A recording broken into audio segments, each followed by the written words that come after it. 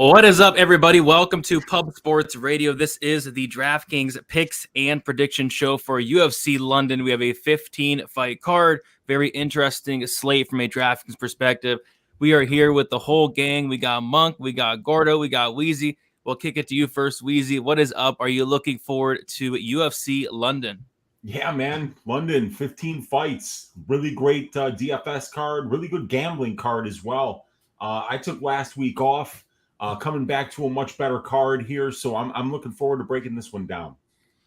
Yeah, it was actually weird last week. We were going through the categories, and I was like, "Weezy, what do you got for your fight to target?" And nobody answered me. I was kind of like, "What's going on?" But and then I found out that you weren't here, so we figured it all out eventually. But you're here this week, and that's all that matters. We got Monk in the building. Monk, what is up? You looking forward to the card?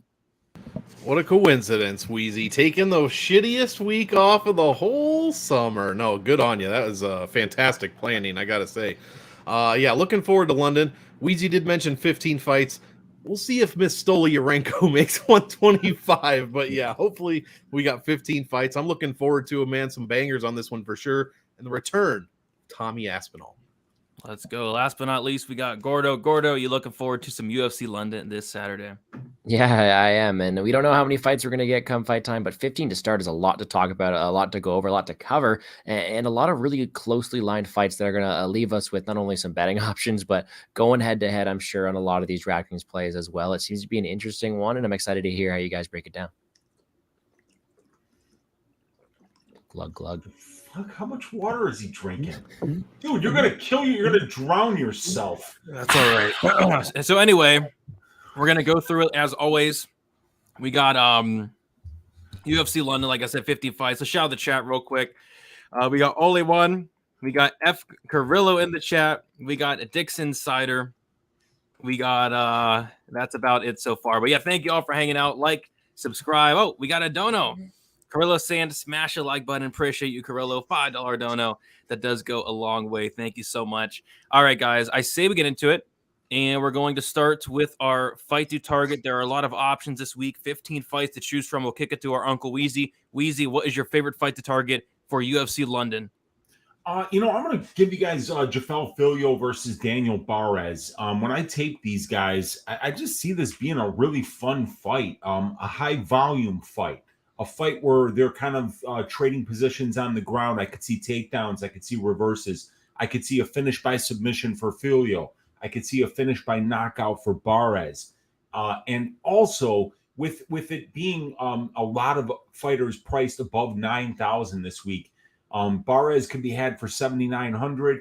Filio could be had for 8,300.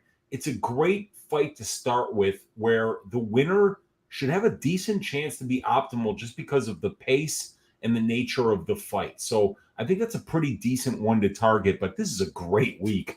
15 fights. There are so many good ones to target this week.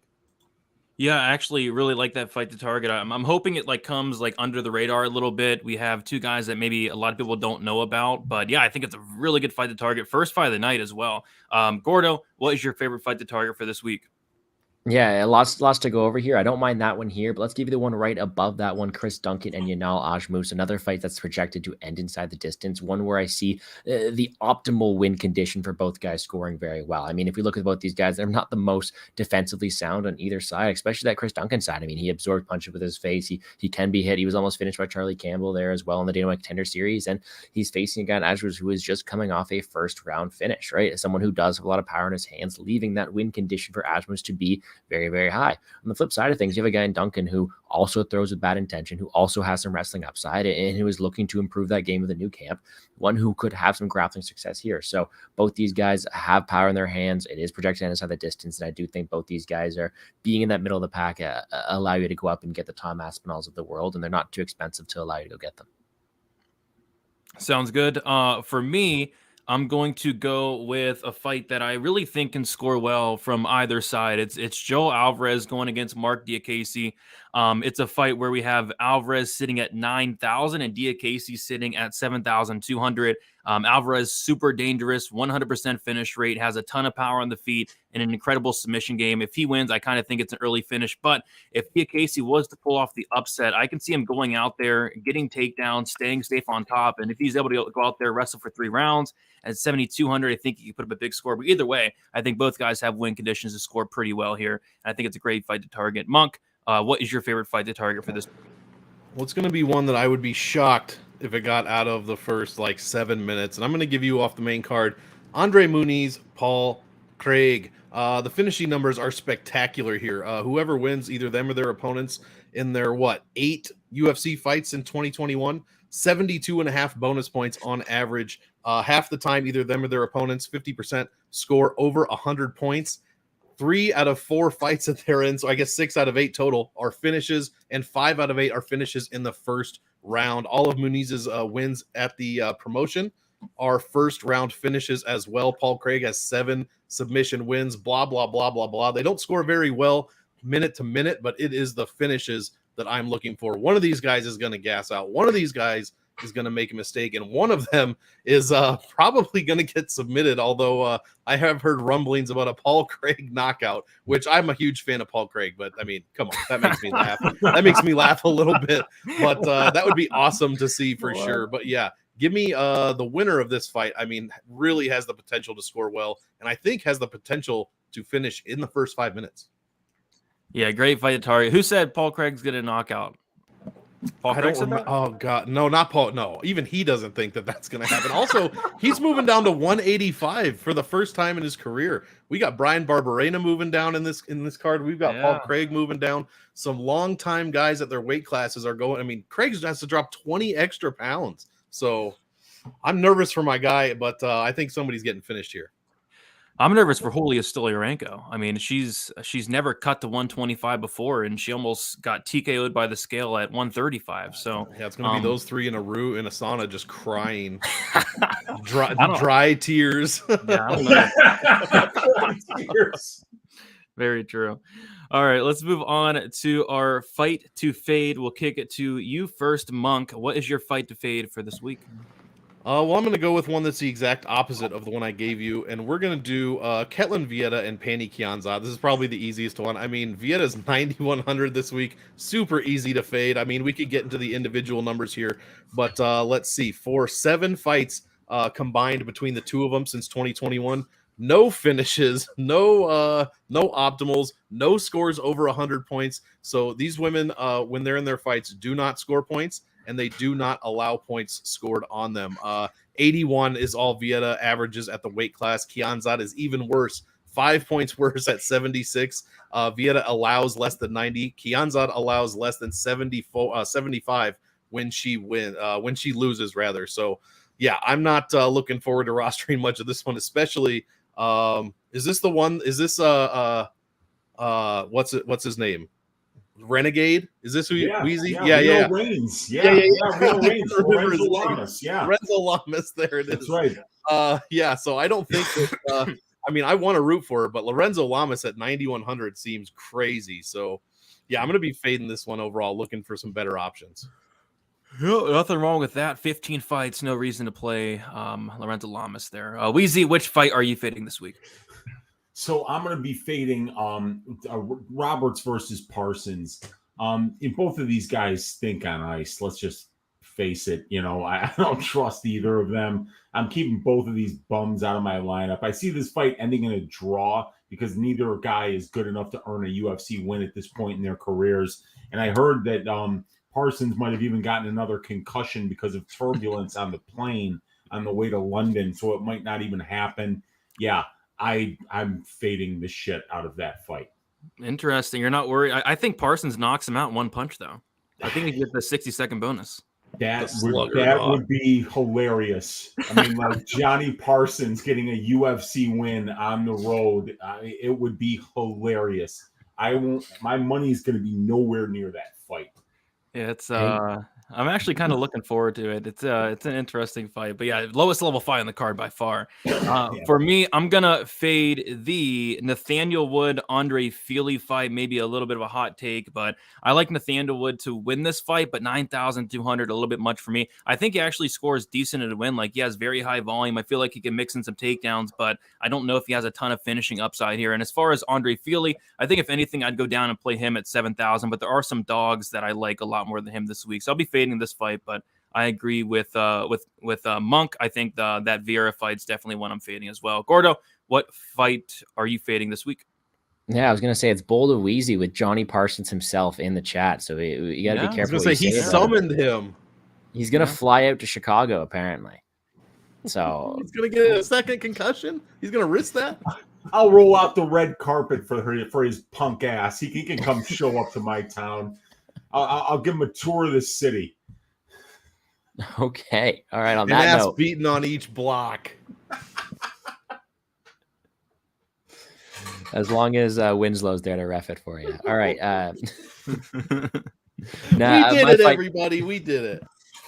My fight to fade this week is going to be Lerone Murphy versus Josh Culibao, a fight that I think could have some interesting moments, but not one that I see being the highest scoring match on DraftKings. I mean, it's plus 170 to end inside the distance. It's really projected to go all 15, and both these guys are no stranger to slow, lower scoring decisions.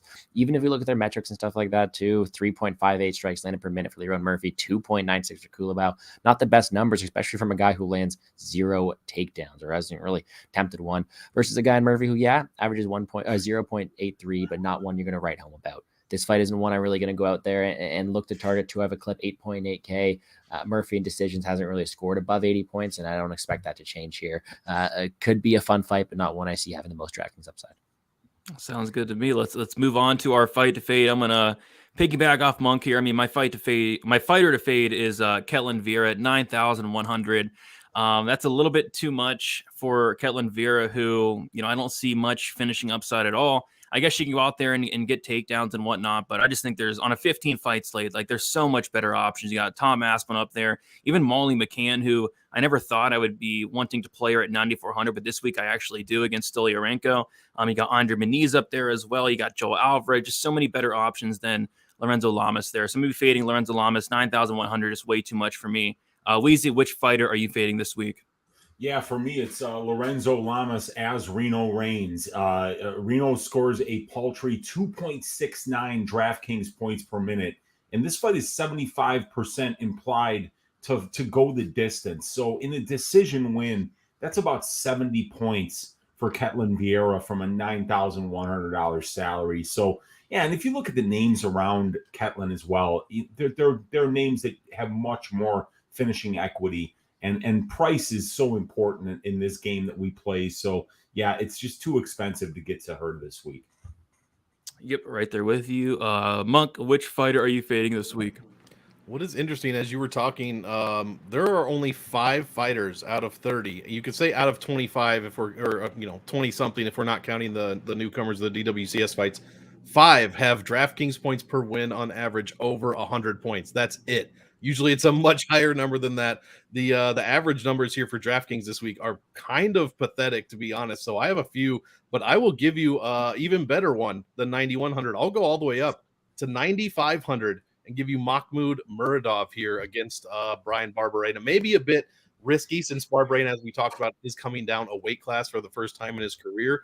But historically, Mahmoud scores very, very poorly. 75 points per win. That's it. Let's see, at distance, 2.89 points a minute. Inside the distance, it's barely over 2. It's not even, actually, I'm looking at, sorry, that was Pani Kianzad. Remember, fade Pani Kianzad this week. Actually, Muradov's numbers are even worse than that. 2.59 overall, 2.23 at distance, and less than 3 inside the distance. I just think this one's going to probably be, most likely a stand-up affair unless Brian Barberena somehow makes weight and keeps the energy. Mahmoud might have to chance a takedown or something in the first round, but I think he could take this all 3 and just kind of play with Barberena a little bit. So I think he wins here, doesn't score well. I might like him for cash, but for GPPs, this is definitely a fighter to fade at 9,500. Monk, maybe you guys can fix it. Is he going up or down a weight class? Who? Barberena? Barbarian's going up a weight class, isn't he? Oh, yeah, he's going up. I mean, up Yeah, up yeah, to yeah. 85. Yeah. So some of that, some of that power might, we'll see if it translates to a guy who has, for the most part, a decently clean boxing game, being the only guy in the promotion on the money team, as it were. Gordo, you kind of saved me there. I was muted the whole time, so thank you for saving me. I drew the attention away from you. Yeah, you did actually, because I was talking for 20 seconds as well. But yeah, Gordo, which fighter are you fading for this week? Yeah, for me, the two I have circled here are people we talked about already. Ketlin Vieira and Leon Murphy, two people I've talked about. So let's do a little bit of cheating on my end here and go to someone who's not even a favorite, but I'm fading Danny Roberts, 8,000. He's my third on this list here, but someone who I don't see having too much Draftkings potential against a guy in Parsons who is going to be the aggressor here, who's going to have the ability to land a killer shot at any time because we know that deteriorating chin of Roberts is there. He doesn't necessarily have the highest floor. Even at that, in a decision, we've seen him go out there, score 68 points, score 54 in a decision as well. He is content to point fight from the outside, and I see that being his win condition. I don't see Parsons going out there and outscoring the Barraz Fili fight, Duncan Ashman's fight for that reason. Not someone I'm really going to, but I am fading the Vieira and Murphys of the world as well. Perfect. All right, let's move on to our favorite dog. Lots of dogs to choose from this week. We'll start with you, Weezy. Who is your favorite dog? I'm going to go with Dangerous Davey Grant this week. This is a big step up in competition for Daniel Marcos, and he'll be fighting in front of a hostile crowd in London. Davey is very, very durable.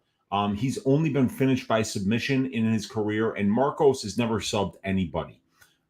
Even if Davey loses, I see him going the full 15 minutes and providing a decent floor this week. He's a finisher, though.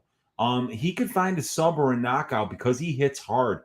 It's a high upside, high floor underdog option here at 7,700. I like Dangerous Davey Grant this week. I like it. I'm going to take a shot in the dark on mine. I'm going to go with someone who could be either really good or just complete trash, and that's Mick Parkin here, 7,300, a guy with a 100% finish rate. He's going to be the more natural heavyweight in this fight, going against Jamal Pogues, who's 8,900. I love the price tag here, and again, we don't know a ton about him. He looks really good on tape, but he's fighting very, very bad opponents, but he has great training partners. He has power, a little bit of submission game as well. And if it turns out this guy is the real deal, I mean, this 7,300 could very well look like a steal if he goes out there and finishes Jamal Pogues, who has been finished 3 times. So I like some Mick Parkin. I'll be taking some shots on him this week. Gordo, who's your favorite dog this week? Yeah, I think we've talked about some great names so far. Let's go down even further to Marc Diakiese, 7.2K. He's someone I'm looking to target here. I think it's a very dangerous matchup for him because Joel Álvarez is a guy who is able to get those submissions off his back at all times. But when you're Marc Diakiese, and there's a point in time when you're averaging 19 takedowns in 2 fights, or you're going out there shooting 11, shooting 9 takedowns, there's a guy who has 0% takedown defense. His upside is definitely there. And of course, he's a very, very risky fighter target. I'm not saying he should be in all your lineups, but his ceiling is there. He definitely has the upside to go there and land takedowns against a guy who's willing to be taken down. And Álvarez has shown to be willing to play off his back, allowing those points for control time to pop up there. So dangerous option in Diakiese. I think I picked Álvarez as my official fight winner, but still a guy who I think has a ton of upside this week is Marc Diakiese. Yep, 100%. If he wins, he puts up a pretty big score, I think. And then Monk, who's your favorite dog this week? Yeah, I'm going to echo what Gordo said here. It's Marc Diakiese for me, 100%. He has 7 wins in 3-round fights at the weight class, averaging. He's one of those 5 guys averaging over triple digits for sure. Gives up just 75 when he loses. But the big thing for me is obviously everybody knows what kind of game Joel Álvarez is going to bring. He's going to get taken down. That seems like a safe assumption if Diakiese can avoid the sub. He should be able to control this fight and take down, maybe rinse and repeat takedowns if Álvarez even wants to get up. But he should at least bank control time for sure for as long as he's on top. Álvarez spending something like 35% of his total fight time inside the distance. He controls, for a submission guy, a grappler, 2.59% of the grappling time he's involved in. 2%. So, as long as Diakiese doesn't get choked out, I think he's going to score very well. And at 7,200, he's not going to need a ton of points, but I think he can get there with a win. Looks like we have a celebrity in the chat. We have Peter North. He's an old adult film star who is retired, and apparently he's going to be the main event that night, and he loves the sport. Appreciate you, Peter North, and hopefully you're having a good retirement there. Yeah, Peter North's a legend, an absolute legend of the business. Yeah, Underrated actor as well. Really talented actor as well as sexually gifted. And he said great stream. Usually that's what people say to him. Yeah. And apparently Johnny Parsons is a big fan of his work as well. I mean, that's not surprising. Johnny Parsons that boy's got a head on his shoulders. Yeah, absolutely. I got a little caught off guard, but I think we should just move on to the prize pick section. And let's see. We'll kick it off to Gordo. Gordo, what are you liking for some prize picks this week? You're throwing it to me. I got to make sure I got her going here this week. It's actually a tough board for me. Ones that I'm not the biggest fan of, but here we go. Here is my someone I just talked about fading here. I'm taking the under fantasy score in Danny Roberts, 70.5. I don't think he's necessarily. What are you saying? What are you laughing at, Weezy? No, that's just a great pick. I mean, I don't think Danny Roberts can score 70 points over 3 fights. Yeah, and this isn't the most high-level fight, so I'm sure it's a riskier pick than others. But on a board that doesn't stand out too much of the time, there's a world where the first punch he eats, well, he could go down and go to bed and not wake up for a few minutes, right? So to me, you're getting 75 or 71.5 fantasy score on someone who is like minus 110 to lose this fight as well, but also a guy who's gone out there and scored 54 points in a decision win, scored 65 in a decision win as well. Not the best drafting score and not what I'm looking to target. I'm taking the under there. Yeah, I think he might even score 0 because I think he might get like knocked out at the face-offs. Maybe Johnny Parsons like pushes him, and that's probably it. I think like 2 fighters could get knocked out at the face-offs. Julija Stoliarenko by the scale, and then Danny Roberts by like a Johnny Parsons like aggressive push. So I agree. I think Danny Roberts scores 0 there. For me, I'm gonna go with the André Muniz less on the fight time. It's set at 7.5 minutes. I think this fight ends probably in the first round. I think both guys are going to have opportunities to finish really wherever the fight goes. As weird as this sounds, I do think either guy can get a knockout. Both guys are super chinny, has been knocked out a ton of times. And then obviously if this fight hits the map, both guys are going to be live for a submission. I think it's going to be complete chaos like most Paul Craig fights. And I think somebody does get served within the first 7.5 minutes there. So give me the less on the André Muniz fight time. And Gordo, I did have yours written down as well for that Roberts less. I think he scores 0 points this week. Monk, what is your favorite prize picks play for this week? I don't mean to gang up on Mr. Muradov here, but 106.5 points? Where the hell did that come from? He's only the highest he's even come close to that is against Trevor Smith, and he scored 96. I mean, he put up 53 against Diakiese. He put up 77 against Andrew Sanchez. I mean, where is this number coming from? You'd have to think that he's just going to come out here and KO Barberena in the first minute, or he's going to knock him down and then ground and pound. Neither of those things are his game. So I'm not expecting that at all. I'll happily be able to be proved wrong there, but I do not see 106.5 from Muradov. I'm going to go way under that. Yeah, you'd have to like starch Barberena, which I mean, it maybe like immediately. But he is typically pretty tough. Even if he doesn't throw enough volume to like get up past that 95 points in the first place. Yeah, it's a high score for sure. Weezy, what do you like for prize picks this week? I'm going with Farès Ziam under 14.75 fight time. Farès has been finished in a lot of his losses, and Jai Herbert's been finishing every single one of his losses. Both of these guys are very dangerous too. I think that Herbert has shown quite a bit of power at the UFC level. He's a finisher, 100% finish rate in his wins, if I'm not mistaken. Or no, it's not quite there, but it's almost there. But either way, Herbert's a finisher, and I think that we're seeing Farès Ziam at only 26 years old start to kind of grow into his body. I think that power is going to come from him. And if there's anybody that he can knock out, it's Jai Herbert. Jai is not the most durable dude in the world. So, yeah, 14.75 minutes. I just need this fight not to go to the decision, and I'm good. And I think that both of these guys are very dangerous. So that's what I'm going with.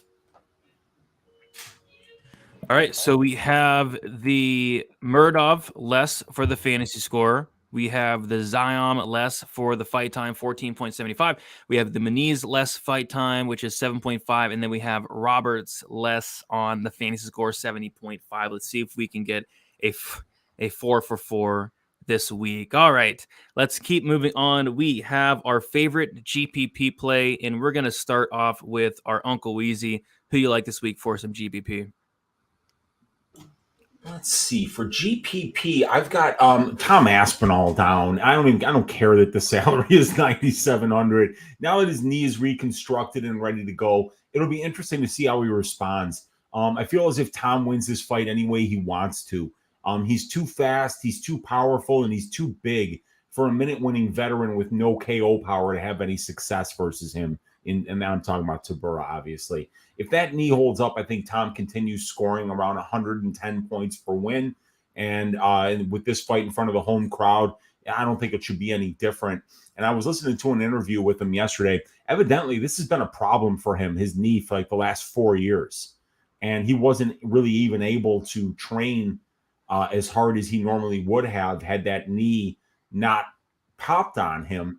And he said, like, I probably would have just pushed off the surgery forever. So maybe this is a good thing, you know, that it actually happened, that he got the knee reconstructed, because we might even get, I mean, he might even be better now, you know. And with Tybura is just kind of there, you know. He's good enough with the striking. He's a very good grappler, but he's not going to go out and just spam takedowns and like really gas himself out trying to get the fight to the ground. So I think Tom's going to clean him up pretty easily. Yep.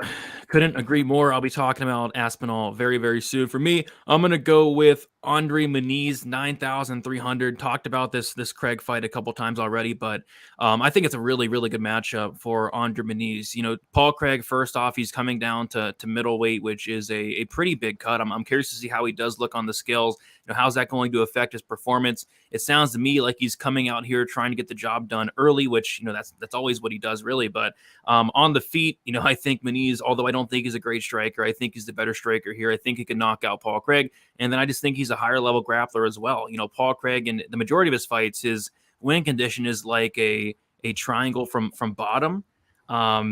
And I'm just not sure he's going to do that against a third-degree black belt in André Muniz. So I just think Muniz has a lot of paths to victory here, 9,300, and I think he probably finishes Craig in the very first round. Monk, who's your favorite GPP play this week? Real quick, we are new rule. Sean V, you're not allowed to bring up that Cannonier scored 158 points ever again. That is illegal from this point on. You cannot do that. It is illegal to bring up how Jared Cannonier scored 175 points once. Yeah, I'm gonna have to echo Weezy, man. There's a clear and I almost said clear and present danger starring Harrison Ford. No, Tom Aspinall. It's Tom Aspinall at 9,700. I mean, the guy's numbers are crazy. Just under 7 points a minute at the 6.35 points a minute in his UFC career, allows just 1.2. He scores 9.99 points a minute inside the distance. And he has like 14 or 15 minutes of fight time total. 30% of that's inside the distance. So he spent about 5 minutes inside the distance, and he puts up 10 points a minute and allows 0.26 back at him. One of the highest Draftkings points per win, actually the highest at 116.22 in 5-round fights and 110 per win in his UFC career. So 91 bonus points per win. I mean, the guy's just clearly the best DraftKings scorer on the card, historically speaking. So I think, yeah, he's back, hopefully better than ever, going against a guy that's basically a gatekeeper at this point, kind of, with guys that, you know, Romanov and your Blagoy is just like, you know, is this guy going to go to the next level, or should this guy even be in the UFC when it comes to our guy Bulgarian 50 Cent? So I don't think Tybura stands much of a chance here. I love Aspinall. 9,700 is an expensive price, but especially in the past few weeks, guys, we've seen 9,800 make it. We've seen 9,700 make it a few times. And the way Tommy Aspinall fights, I think he's got a chance at the optimal here. Yeah, and if I don't know if you guys could tell, but I am a little down today, and the reason I am down today is because Blagoy Ivanov did get cut just very recently. I didn't mean to rub that salt in there. Yeah, so we won't get to see Blagoy Ivanov in his terrible fights anymore. I mean, he's fun to, I don't know, he's not fun to watch. I can't remember a exciting Blagoy Ivanov fight. Can you guys? No, the one outside the bar in Sofia, Bulgaria was really exciting. His chest has a built-in Chinese finger trap, so that's cool, right? It is kind of cool, but you stick one in his belly button and one in his chest, I hear you get stuck. He's got to like scrunch up together to get him out. Yeah. What the heck? Are you too young for finger traps? Do you even know what that is? I don't even know what you're talking like a bowling ball. What? This guy. No, it's like, dude, it's like a thing that you're costs not like old enough. Yeah, no, it's. Yeah, I guess not. I mean, I could describe it to you, but it's gonna sound here. You put your fingers in it and they don't come out. Oh, I know. Yeah, I know what you're talking about. Yeah, like two people. I got it's you, like yeah, a little tube. Yeah, it's Mhm. Yeah, he is one of those in real life. That is true. That is true. But that upset me just a That little. whole bit was worth it. I don't care what anyone says. No, it was. I didn't hear you at first. I'm not sure where we're at. we my went I off think the it's me. rails a long time ago, ladies and gentlemen. Yeah, I think it was. I think it's GPP Gordo's play. It's Gordo's turn, right? Yeah, It is my turn. What a wild turn of events there. Yeah. interesting. Well, we talked about Aspinall. We talked about Muniz. It's time to talk about someone a bit further down on my list, but she held the belt at one point, so she got to be good, right? Yes. Molly McCann, 9.4K. She's someone who I think has good GBP upside in this match. If she's facing someone who is 1 in 5 in the UFC, Julija Stoliarenko is not someone who is out there posing a threat to Molly McCann in the rankings. Meatball is someone who is looking to be promoted, is getting that Dana White privilege here, fighting on the co-main event in London, and Barstool Sports got her hooked up with another fighter she can go out there and win against. So at 9.4K, when she is taking that step down to competition, when she is supposed to beat her opponents early on, she scored 110 against Goldie. She scored 110 against Carolina. She scored 109 against Belpita. She has good offensive output, and against a girl in Stoliarenko who is armbar or bust, I do think that the GP upside is there from Molly Meatball McCann. Julia was just knocked out in the first round, has been allowed a lot of DraftKings points against already. I think Meatball's a good GBP play to get different from those top guys up top. Yeah, absolutely. I think, Dixon in the chat saying round 3. I think it could be before the fight even starts. I think the scale might TKO Stoliarenko this week, and I'm not sure what the points are for that. I did not. Maybe Monk, what the points are from a scale TKO, but I think it scores pretty high. I think last I saw it was like plus 100, so we're basically at a pick 'em. About to pick them. I'm betting that all day then, because I think she will get TKO'd by the scale this Friday. So love that pick, Gordo. All right, let's move on to our favorite cash play. Some of you guys have talked about already. It's Tom Aspinall, 9,700. It seems like a pretty expensive price tag this week, but I'll tell you what, I mean, there's 15 fights. There's so many dogs on this card that I like. There's so much value on this card that it just makes it super easy to go get Aspinall.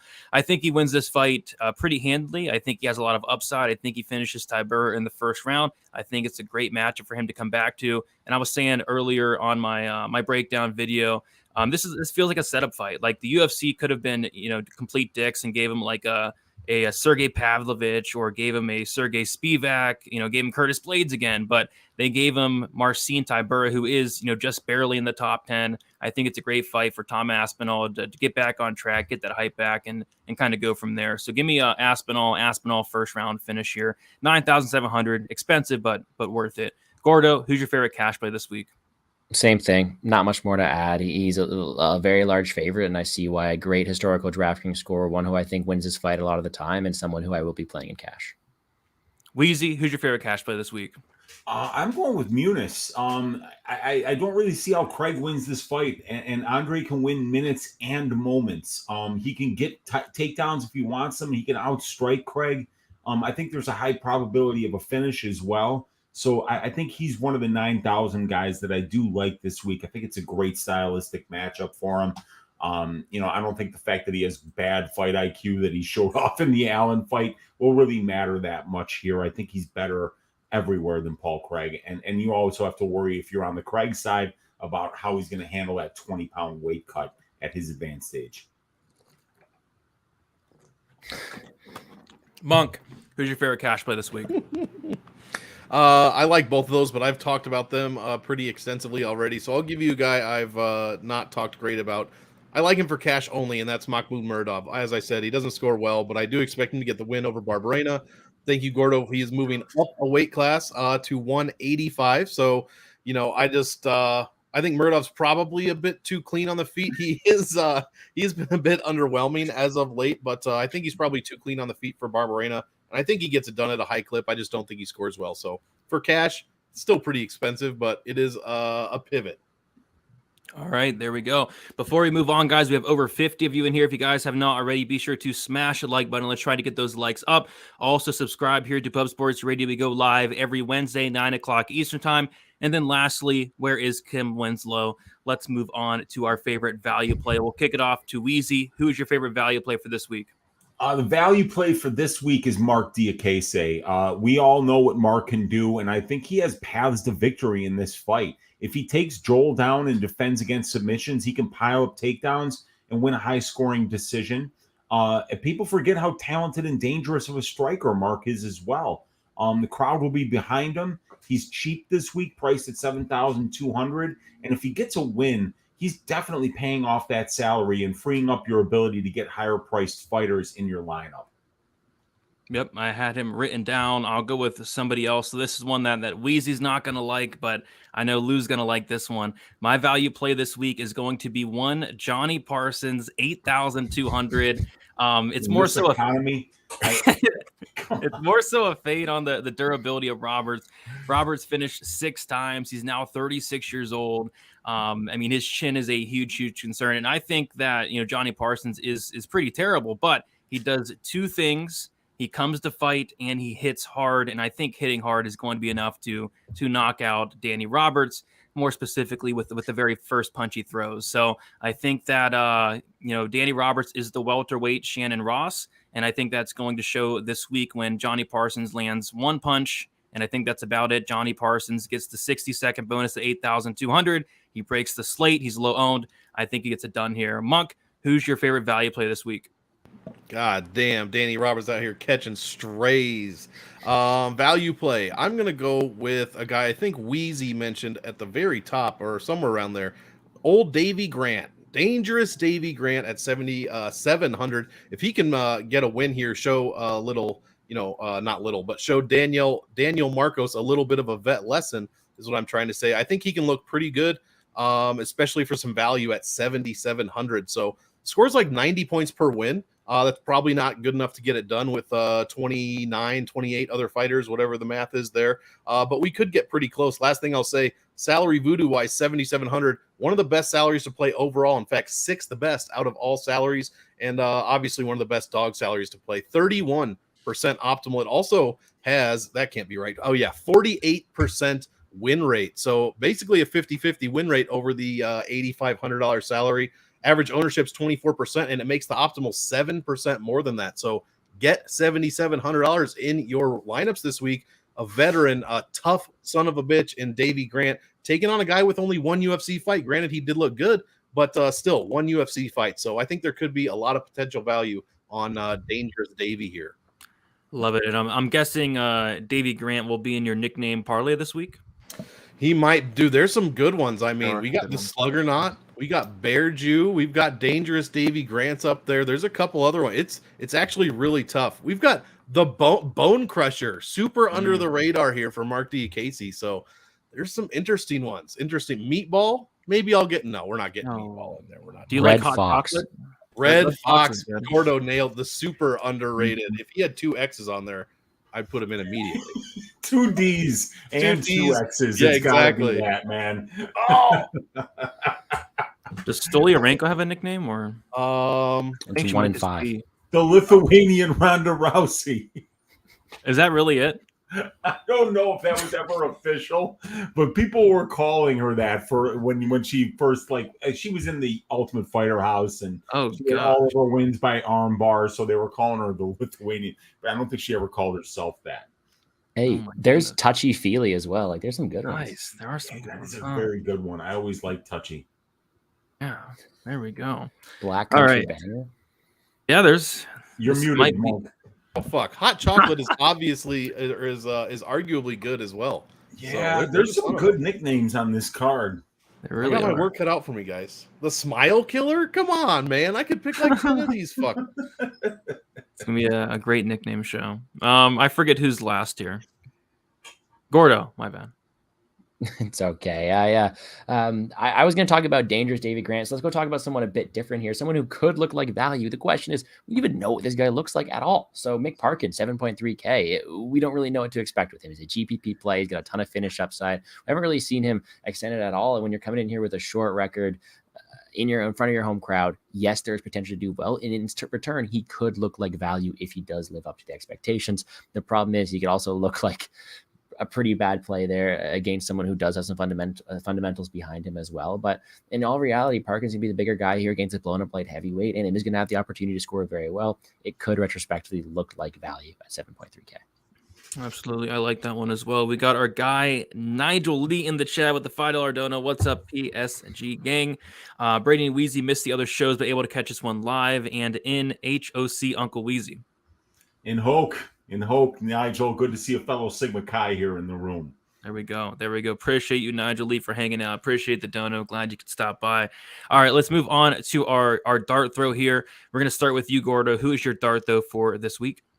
All right, let's go with someone who would make a questionable nickname parlay here, and that's going to be Mama B Shauna Bannon. Not someone who I think is going to have the best nickname, but someone who is a dart throw. And I'm going to tell you a dart throw for a few reasons. Number one, because she's going to go overlooked this week as someone who is extremely green, extremely raw, going to have low ownership return. But her path to victory is breaking someone in Brazil who we saw broken before. Her path to victory is going to be shooting constant takedowns. She doesn't need the most technicality to go over there and exploit not only the poor takedown defense, but also just the poor resiliency from someone like Brazil. So at 7.6K, I do think the ceiling is there for Bannon. She is nowhere near a lock to get it done, but she is someone who does have a ton of upside, who is going to come in at low ownership.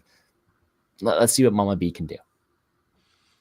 All right, Mama B. I'm going to go with Julija Stoliarenko. I don't think she makes weight. I don't think this fight happens. But if it does surprise me and happens, I mean, she's super cheap here. What is she? 6,800. Her path to victory is literally a first-round armbar. She has 10 wins, 9 of which come by submission. I think 9 are armbars, and I think all 9 are in the first round. So if she's able to win this fight, it probably means that either she was able to potentially pull guard. I don't think this happens, but maybe she is able to take down Molly McCann and she submits her in the first round. I don't think many people are going to have her, but her upside is just like a first round armbar. So give me Stoliarenko as a dart throw. I think she probably does get knocked out, but at that price, I'll be sprinkling some. Weezy, who's your dart throw for this week? It's going to be Farès Ziam this week. I think people think that Farès has no power and he's a low-scoring fighter with no finish upside. And in fact, in his 3 UFC wins, he's only averaging 70 points per win. This kid is a very highly regarded prospect, and he made his UFC debut at the age of 22. He's only 26 now, and we saw massive improvements in his grappling last time out against Figlak. He's on another 10-month layoff here between the Figlak fight and this fight, and I'm anxious to see what he has for us this time around that's new. If you ask your Uncle Weezy, I think it's a highlight reel KO. I think Farès shows out on Saturday. He'll be low-owned, I promise you, and he's a great leverage option this week against a guy with terrible durability. Absolutely. I get it. Monk, who is your favorite dart there for this week? Yeah, it's going to be the same one that you picked. Miss Stoliarenko, look, if she can actually make weight, huge if there. I mean, guys, let's face it. She's got the highest, even better than Tom Aspinall, 122-point average per win. I don't care if it was one win, and I don't care if it was against Jessica Rose Clark. No, I'm just kidding. But yeah, if she makes weight, I mean, Molly McCann sucks. Julija Stoliarenko sucks. I don't mean to talk shit about a belt holder like you said, Gordo, but I'm just saying. Yeah, this is a shit show. If she catches this arm, I mean, imagine the scenes. Molly McCann throws a 40th back-to-back spinning arm or spinning elbow, spinning back fist, and Stoliarenko finally catches one with her hands and not her fists, and then she gets armbarred. So all that could still happen in the first minute. I mean, Molly McCann might look like a tornado out there just spinning and spinning. All Julie's got to do is time it like that show Wipeout. Armbar this bitch and make the optimal lineup at 6,800. Let's go. Sorry, armbar this who? Muted again. Again? Yeah, we're sticking by it. Okay, we're sticking by it. I'm not Team Molly here. I'm Team Stoliarenko. Yeah, a lot of people hating on Molly this week, which is I don't know why. I mean, people hate her. I mean, she is out here at 100% of the time doing her best Dr. Roxo impression. So I don't know. It just looks like she's hanging out with all Patty too much, little the Barstool guys too much. Fair enough. Yeah, who knows what they're doing backstage, but she constantly has a lot of energy. No, me and Weezy talk about it all the time. She's definitely on something, especially in London. Oh yeah. I'd be surprised. I mean, she wins up there, her teeth, her jaw's gonna be doing this. Yeah. Absolutely. All right. So anyway, what we're gonna do now is we're going to go over our lineups from last week. We will give our lineups for this week, and then we will do our quick picks, and then we will answer any questions you guys have. I did see a lot of questions from Dixon Sider, and if anybody else in the chat has questions, be sure to put those questions in right now, and we will get to those very shortly. So last week was awful for pretty much all four of us, but in fourth place was Weezy. He had Jack Della 83, Evan Elder 85, Azaitar 6, Chandler 28, Marabeno Silva 80, and Terrence McKinney 23, scoring 304.93. In third place was myself with Jack Della 83, Elder 83, Munoz 81, Azaitar 6, McKinney 23, and Lutz 41, scoring 319. In second place was Gordo with Jack Della 83, Maxim 59, Holly Holm 20, Prado 117, Lutz 41, and Estella Nunez 0.8, scoring 323.82. And then first place was Monk with Jack Della 83, Dudakova 121, Munoz 81, Azaitar 6, Duraev 20, and Lutz 41, scoring 354.76. Congrats, Monk. You got it done. Man, talk about bittersweet. I was all over Dudakova this week. I'm saying, no, Nunez does nothing but put people on the optimal lineup. Well, she did it again, just in the worst possible way. So I was happy that Dudakova made it, but man, not like this. Come on, like that was nasty, dude. And of course, it was at the apex, so there's nobody there. You just hear her screams echoing off. It's just awful. So I'll take it. I don't like it, but I will take it. There were some interesting scores last week. We had the opposite of what we had the week before, I think.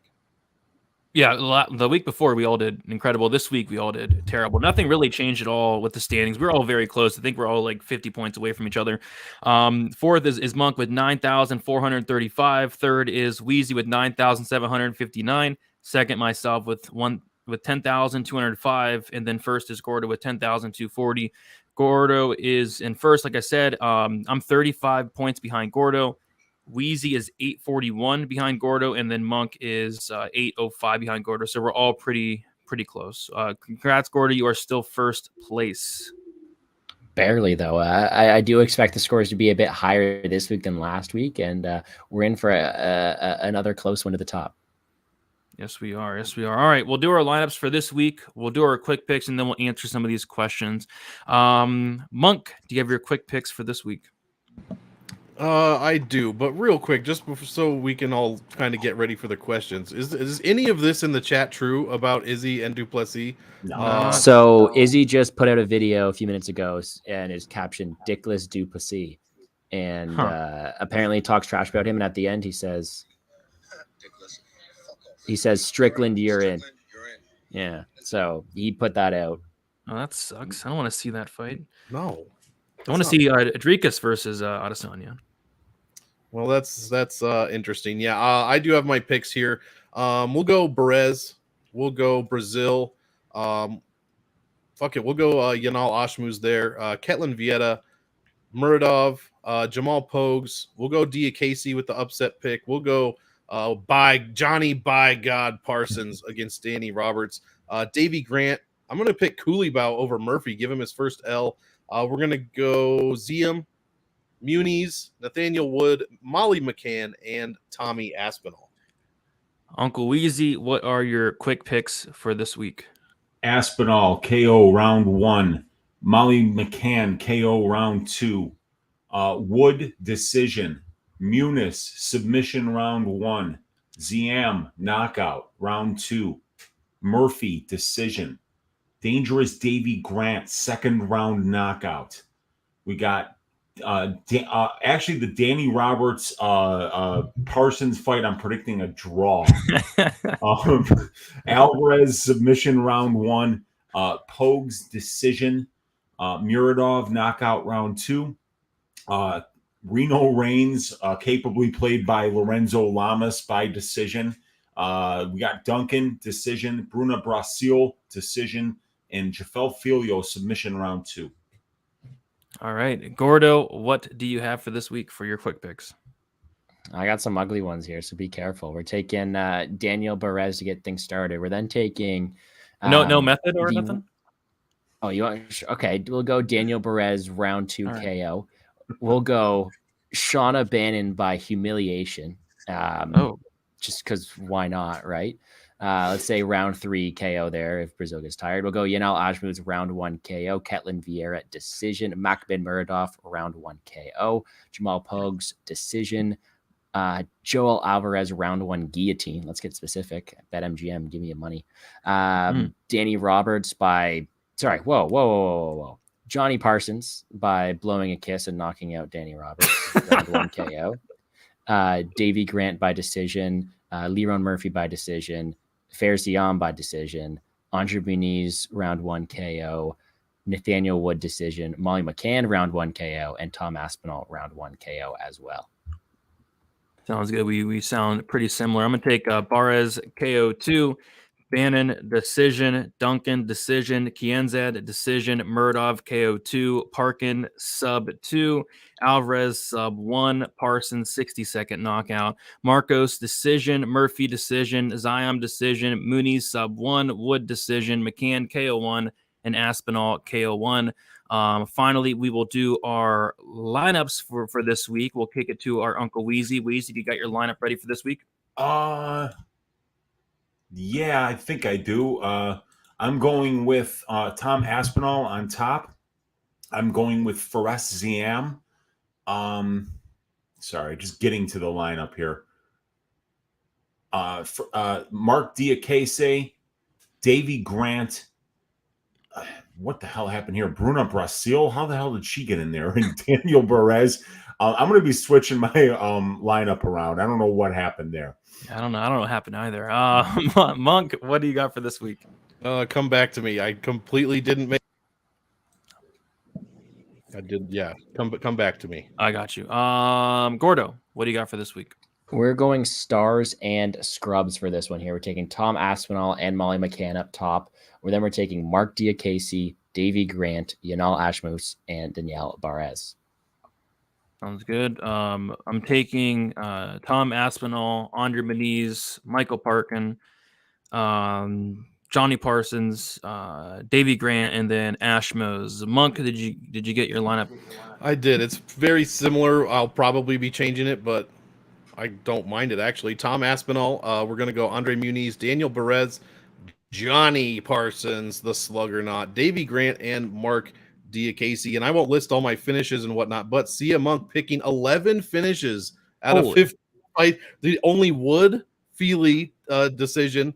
Diakiese, Alvarez, weirdly, Vieira and Kianzad, and then Filo and Barez. All the rest he has for finishes. Absolutely crazy. Let's go. Hopefully he is right. I like me some violence. All right. We'll answer some questions, and then we will head out here. If you guys have not typed in questions, be sure to do so.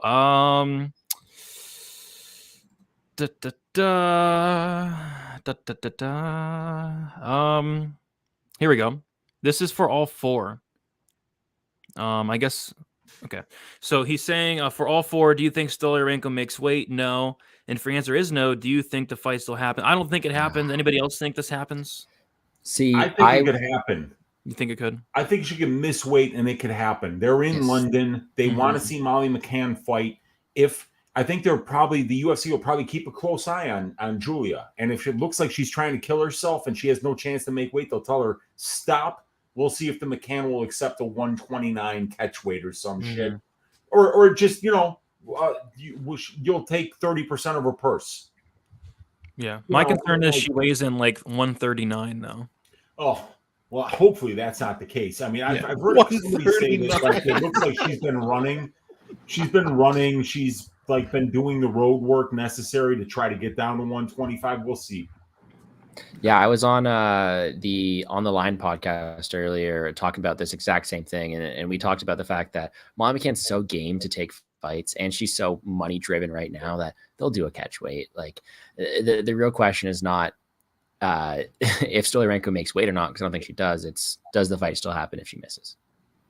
Yeah, for sure. Like that's going to be tough, man. I mean, she passed out on the scale, and who even knows what she was weighing at that point? She came in, I think, at like 139 once. It's going to be tough, but yeah, I don't think if she weighs less than 130 or less, they'll probably do it. Also, maybe I did for Dixon. Maybe I did say Daniel Perez, but I thought I said Daniel Perez. But I was panicking trying to make a lineup on the fly, so it's definitely a possibility. Oh, good. Another question from Dixon Side her. We have, can we get a pick from each of you guys plus 3.5? The one that I was looking out for all week was André Fili, but it's like minus 160, which I still don't think that's bad. I think it probably hits, but that's mine, I guess. André Fili. Anybody else have any plus 3.5s? What's Jai Davey Herbert at? Grant. Davey Grant. We take a round. We can look up. Yeah, I was thinking Davey Grant too. Yeah, that's minus 175 on DraftKings. For Davey Grant? Yeah. Which that probably hits, but that's not great. Jai Herbert's minus 145.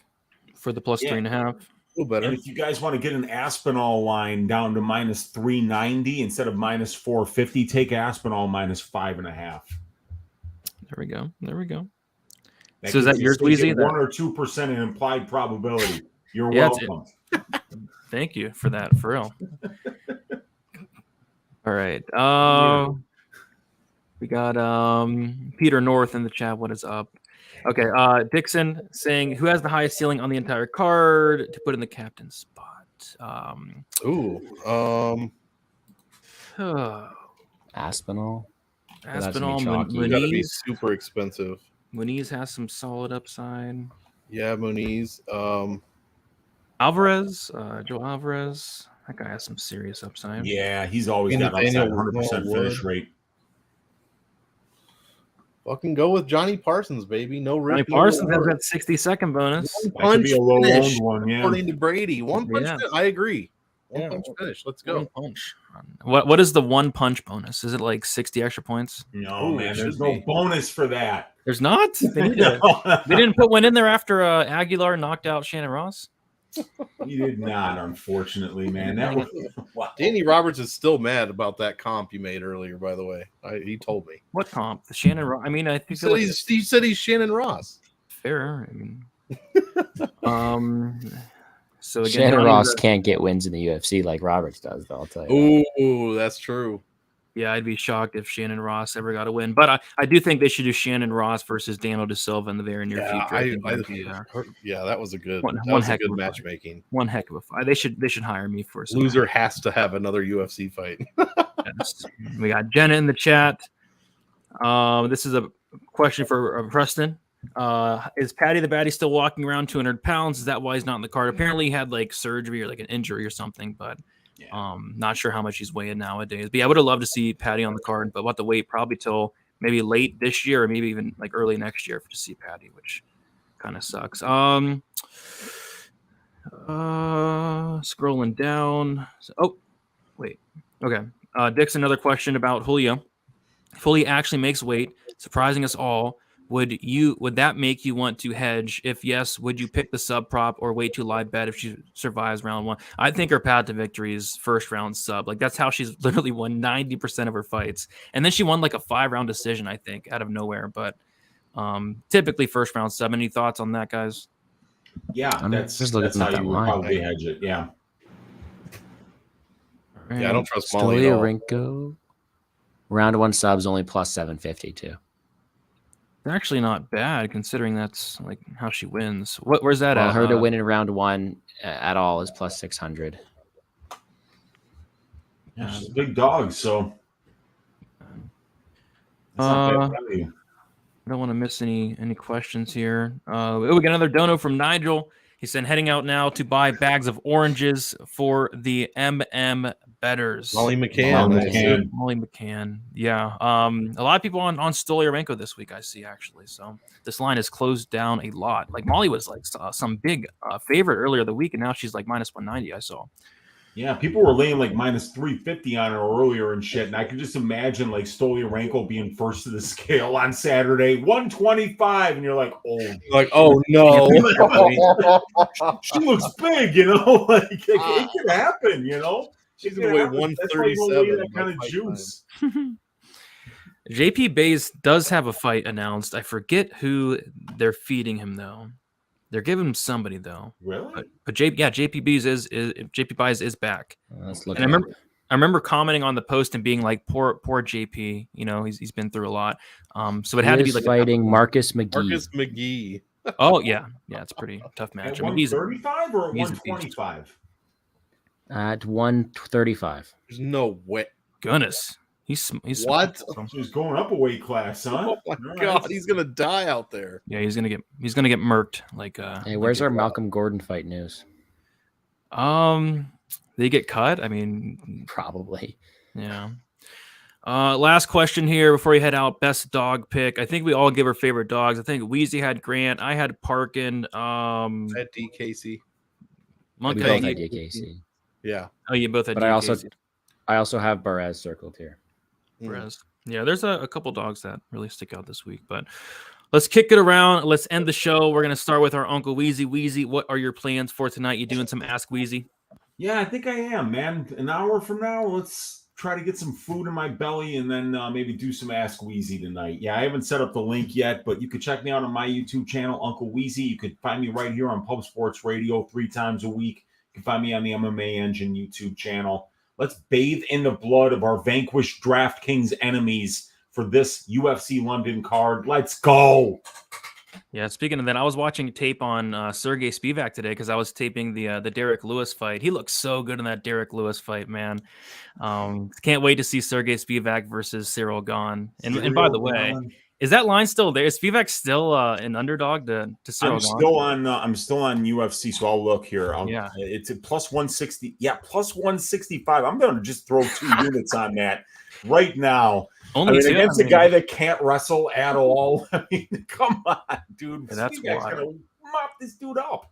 That's wild. And then like what Sergey Spivak struggles with is like typically power, right? And Gane doesn't even have power. So I don't know what's going on with that line, but Monk, what are your plans for the rest of the week? And I'm looking forward to the nickname show because there's just so many great options. Yeah, there's some good ones. First, I mean, JP Bay just got buried in the chat by Moneybank and Dixon, just buried. Fantastic. Yeah, Game Theory is out now. I spent approximately 75 hours editing it, so it's finally out. Let's see, the nickname show Thursdays, 9 p.m. on the Monk Maddox channel. Salary Voodoo will be out tomorrow as well. Catch it all, catch these guys' stuff as well, and you will be set ready to go to do exactly what Weezy said and clean up those bookies. I don't think Weezy said that. He said something. Well, I was paraphrasing. I don't like to take. He says it way better than I could. In the blood of our vanquished Draftkings enemies. That's right. That's right. Violence, you guys. There we go. And last but not least, we have Gordo. I saw you put out some early content this week. Let him know about it.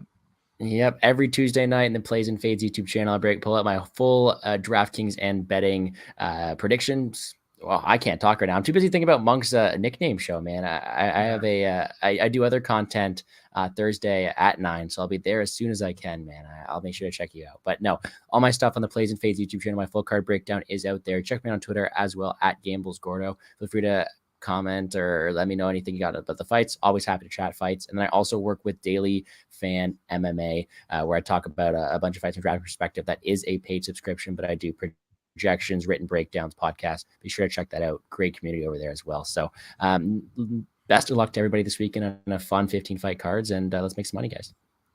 Sounds good. Yeah, go check out these guys. They all do incredible work. For me, most of my content's out, but I'll be going live on Friday for some final thoughts, and then I'll be doing like a fight day live chat on Saturday.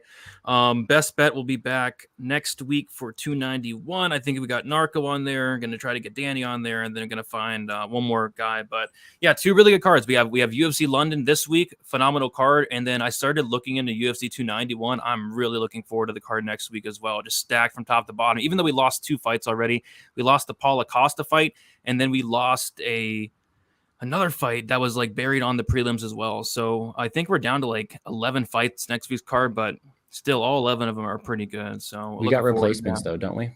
Yeah, we got Diakiese. Diakiese is going to be. That's what they're saying. I don't know if it's confirmed. No, Diakiese denied that. I meant replacements for. Okay. Replacements for Liness. Like Liness is fighting Euros Medic now, and wait, Semmelberger's out. Yeah. Oh, goodness.